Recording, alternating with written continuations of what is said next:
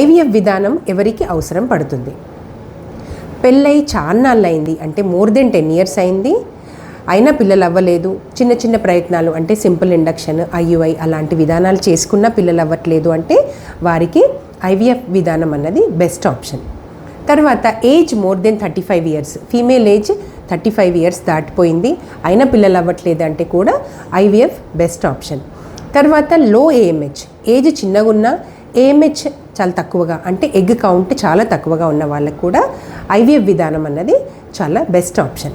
తర్వాత tubal factors, tubes block అయినా, తర్వాత ఎక్టోపిక్ ప్రెగ్నెన్సీ వచ్చి ట్యూబ్స్ తీసివేయడం జరిగిన, లేదంటే ఫ్యామిలీ ప్లానింగ్ ట్యూబెక్టమీ జరిగి వాళ్ళు మళ్ళీ పిల్లలు కావాలనుకున్న వాళ్ళకు కూడా ఐవీఎఫ్ విధానం అన్నది చాలా బెస్ట్ ఆప్షన్.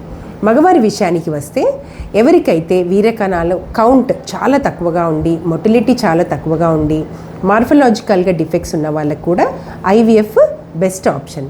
ఇంకొకటి ఏంటంటే అజోస్పర్మియా ఉండి, అంటే కౌంట్ 0 ఉండి కూడా వీర్యకణాలు టెస్టిస్లో వీర్యకణాలు ఉన్నాయంటే కూడా ఆ వీర్యకణాలను తీసుకొని మనము ఐవీఎఫ్ విధానం ద్వారా పిల్లలేటట్టుగా చేసుకోవచ్చు.